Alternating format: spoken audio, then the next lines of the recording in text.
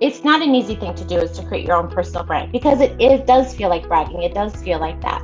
This is when your network and your family and your friends come really in to help. If you're looking for a new job and you need to get the attention of a hiring manager, well, then you need to have a personal brand, something about you that they can remember, something they can sink their teeth into. Well, that's what we're talking about today. We're going to help you perfect your pitch with one of the best in the business, Lisa Raebel from Rebel Girl Marketing. She will be our guest. When we're talking about branding, isn't that just for companies and products? How can this be applied to help us find a new job? So a personal brand is just like you would have a service or a product that you would market. You are the product, if you think of it that way. So you're the product that you're trying to sell to the recruiter or the company. So if you think about that, you're selling your experiences, your education, your network, even sometimes, and just how you present yourself into the work world. And is that something you think job seekers think about enough, or something that comes naturally to people to think about themselves as a pitch, as a product rather than just a potential employee? They don't, honestly, because we have been through whatever experiences that we might have. We've been told that we are staff, or we are an employee, or we're kind of a number. When instead of us thinking about ourselves as part of a team, part of the solution of an organization, of what the problems they're trying to solve for their clients, if you think of yourself more as a team member, that is a really great way of doing that. A lot of people have, there's two different categories you can put yourself in. You can put yourself in either the child category or the adult category. What happens is that a lot of people who are looking for jobs put themselves in the child category, like the people who are interviewing them and hiring them are the adult, and it's not an adult to adult conversation. If you have a personal brand and you're confident in your personal brand, you would have more of an adult to adult conversation, because if you think about it this way, you might really need a job, but you're interviewing them as much as they're interviewing you. And what a spicy way to look at it, right? To empower yourself. Hey, you don't need them to do you a favor. You need them to select you as the person, and you need to agree to go work for them. It's very empowering. I love that way of thinking. If someone's never really tried to declare a personal brand before, they may think, it seems a little braggy. How would you address that if someone said, it sounds a little braggy to create a personal brand about myself? It's natural to feel that way, isn't it? Yes, absolutely. And could to be quite honest with you, it's hard. It's not an easy thing to do, is to create your own personal brand, because it does feel like bragging. It does feel like that. This is when your network and your family and your friends come really in to help. So when I was looking for a job, how many years ago, what I did was I actually sent an email to people in my network, like ex people I used to work with even my siblings and my kids and my husband. And what I did is I said, if you would describe me in 3 words, what would they be?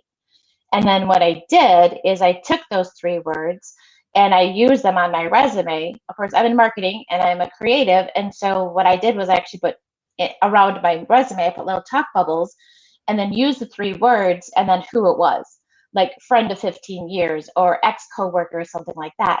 All right, so that is a brilliant piece of advice right there. If you're not sure why you're different, ask the people that you've worked with and the other folks in your life what they think of when they think of you. And I love the distance that you provided on your resume with the little talk bubbles. Instead of saying, I am smart and funny and good looking, naturally, you could put a thought bubble up there saying, Pat is smart and funny and good looking, and who said it? And that way it's not your bragging, someone's bragging on your behalf. Help us stand out. Are there other techniques that you can think of to help us identify how we can position ourselves differently?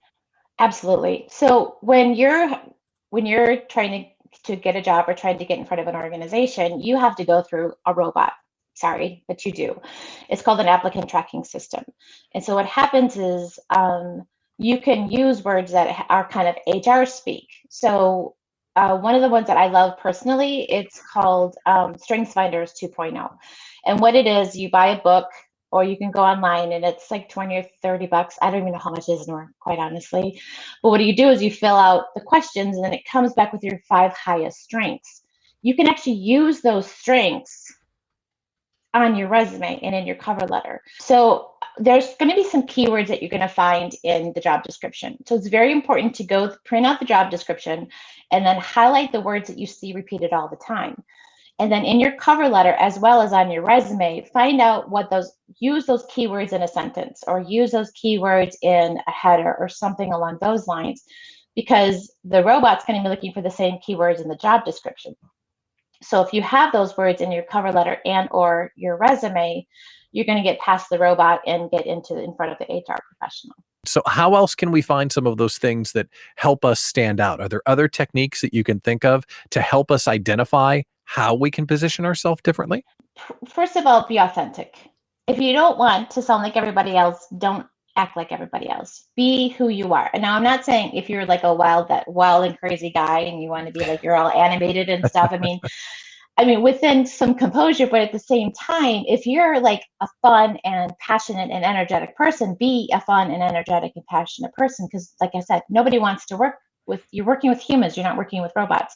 So be as authentic as you can be. Because quite honestly, and even in the business that I have, if I pitch something to a prospect or something and I don't get it, sometimes it's good because it's not something that I want. So I would never look at not getting a job that you like went in the interview for, that you were like kind of want it, kind of don't. You know, you have to find that organization that fits with your personality just as well as you fit within the organization. It's a two-way street. You're going to be spending a lot of time there. Make sure the organization and the culture really fits. Lisa Raebel from Rebel Girl Marketing, thank you so much for coming on today. It was a great interview. Thanks for the time. Thank you. Hey, it's Pat Miller, the Idea Coach, here from the Interview Podcast. If you enjoyed this information and you want to watch more of the podcast or some other helpful videos like resume tips, interview best practices, and more career training info, you can get it on our website. And here's the best part. It's all free. Check out the website at careerdevelopmentsolutions.com/webinars. One more time, that's careerdevelopmentsolutions.com/webinars. See you there.